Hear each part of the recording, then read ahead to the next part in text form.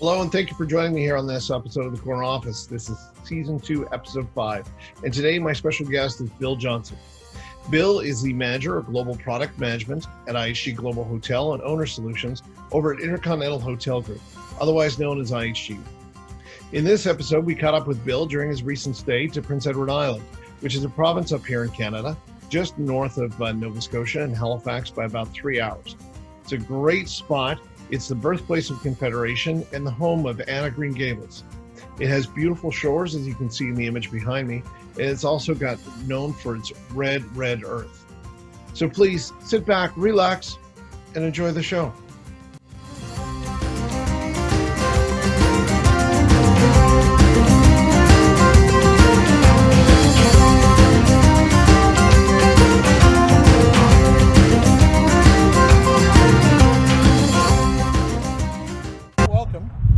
First ever live and in-person episode of The Corner Office. Hey, today my guest, of course, Bill. Bill, how are you? Good to be here. Glad to have you here, Steven. Glad to be here. Today we're in beautiful Prince Edward Island. Behind us is Confederation Bridge. It's built roughly in 2000, I think, to connect PEI to the mainland of Canada. PEI, of course, is a small little island of its own province in Nova Scotia, in Canada, where the population is roughly 300,000? 200,000. And Bill, of course, has a cabin here, or a cottage here, where he comes a couple months, maybe a month or so every year. More like a couple of weeks. For a visit. As long as I can. as he also enjoys Canadian citizenship. Yes. So I'll drink to that. Here. Cheers To that. Speaking of which, what are we drinking? We are drinking today a dirty vodka Martini. Oh, can you stomach it? Yeah, it's good. All right. And they only get better. Each sip goes down a little bit easier. Yeah. So, all right, Bill. So you know how this goes. First of all, tell me a joke. What do you got for me? Okay. So, have you heard about the Scottish drag queen? No, I haven't. Well, he wears pants. Have you not? Come on. Yeah, it's befitting. There you go. Cheers to that one. Yeah, there you go. That way no one sees his Loch Ness, I guess. That's right. You know, because they're great swimmers. They're so flamboyant. All right. They just keep going. So, Bill, you've been in the hotel industry for 23 years. Your family, of course, has a... No, I have not been in the business for 23 years. No? I've been in the industry for 35 years. 35 years? Yeah. You don't look a day over 42 thank years. You. No, 35 years, yeah. 35? Wow. 23 with IHG. 23 with IHG. Well, cheers again to that. Thank you. Yeah. Keep drinking. This is going to go down fast, isn't it? So 35 years, 23 with IHG. Yep. Your family, of course, long time in the hospitality industry. Yeah. They have a place here on the island called Shaw's Hotel. Correct. And it actually predates Confederation of Canada, built in 1860. So there's a link on the bottom to that, in case anybody's interested. Great place. Me and my family have stayed there numerous times. Yeah. So, COVID-19, of course, has been unprecedented. Yeah. Something a little bit different. What have you seen? And what has IHG yourself done to kind of prepare for it and get through it? Yeah, so, you know, for us at IHG, unprecedented, right? Nobody could have planned for something like this. But for us, being one of the global hotel companies like the others, you know, we were in a fortunate position to work a lot with our vendors, our preferred vendors that we work with day in and day out, and helping our hotels financially in that sense. So I think from hotels' perspective, that was the biggest thing for them, right? Because things were happening so fast. Hotels were closing so fast, right? Temporarily, because of the situation. So from a financial standpoint, that was the biggest impact that we were able to make for them. Yeah, by far. Oh, I would imagine. Yeah, it's been definitely a work to get through it for all of us, I'm sure. So cool. And to that point too, you know, the vendors like you guys, like, they've been great for the most part. In my group, we literally reached out to about 150 different vendors globally that we reached out to. So working with them in a very quick time frame, you know, to try to get some terms in place to give not relief to our hotels, but immediate financial relief. Yeah. And that was the trick. Something that everybody needed, for sure. So do you have any recommendations that you would give to anybody from what you've seen, going through this, whether it be during COVID or now that we're kind of getting into the reopening stage? Yeah. So I think what I would say that I've personally experienced in working with our hoteliers one-on-one is that they really appreciate the personal attention. Like I have to, a lot of times I put myself into their place, and I try to do that as much as I can, right? To understand what they're feeling, the pain that they're going through right now, right? And it helps me understand that and how to talk to them. But they really do appreciate the one-on-one attention. They're just looking for direction and help. That's it. That is the bottom line, right? And when you can have that one-on-one conversation with them and give them information that they wouldn't have known otherwise and some direction, I mean, you're like gold to them. And that's really what they're looking for.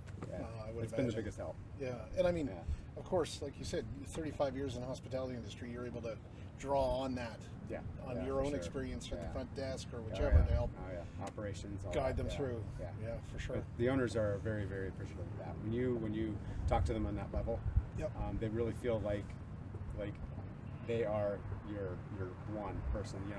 I'm talking to that owner at that moment in time, and all my attention is on them, helping them get through some issue, or helping them solve something, right, to save them some money, an operational aspect, or whatever it is. For sure. And now that we're, again, kind of coming out of this, and thinking past COVID, thinking past all this, where do you see the industry going in the next 2 years, 3 years down the road? So, I would say it's actually surprised me a little bit. So looking at right now at this moment in time, I'm surprised at the trajectory of some of our hotels that are reopening, right? So that the number of closed hotels keeps dwindling day by day, right? So that's great to see.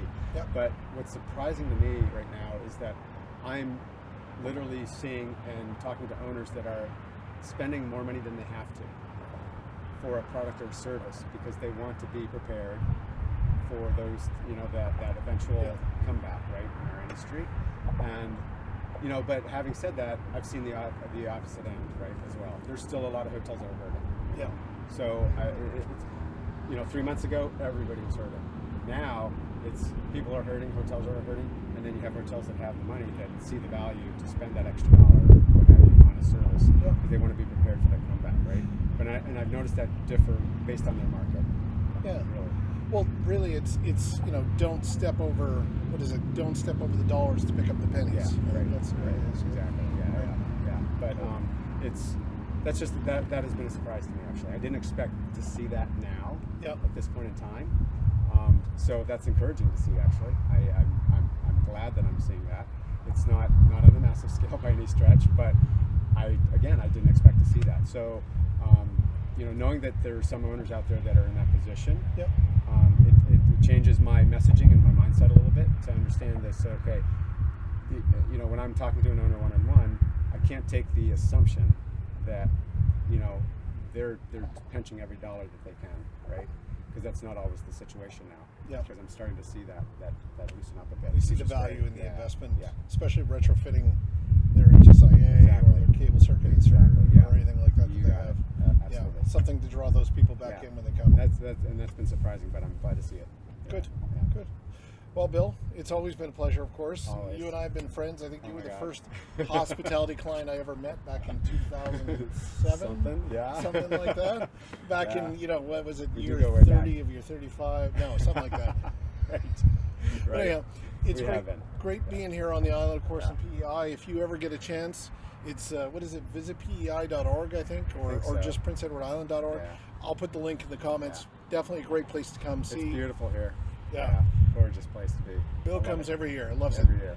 Not so much in the winters, but everything else. Summers are great. Well, cheers. Cheers, Bill. Thank you for being on the show. Thank you. Cheers. Hey, thanks for stopping into the corner office. I hope you enjoyed my discussion with Bill and the little slice of heaven that PEI is. For more information on Bill or how to get a hold of him, I've included his contact information below. Additionally, for more information on Shaw's Hotel, I've included the creds below as well so that you can reach them. Great place to have a family vacation. I've actually gone there 3 times so far, I've enjoyed every single time. For more information on Safety NetAccess, our products and our services, please visit our website at www.safetynetaccess.com. Until next time, be healthy, be safe, and hey, don't forget to be happy. Cheers, everyone.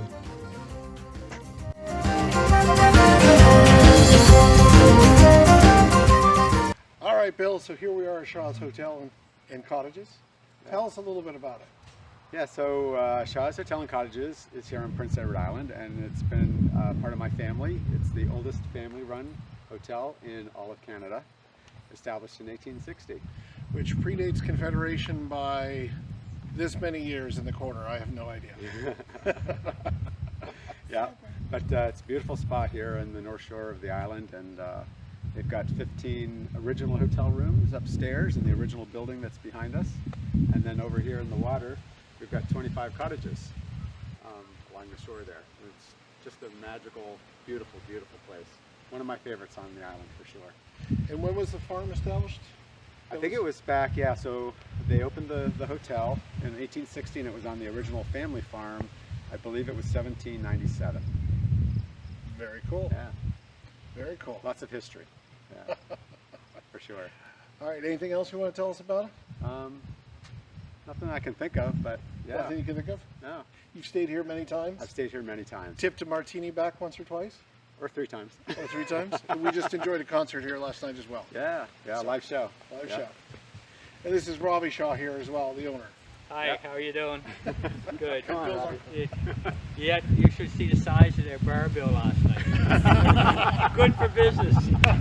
Right on.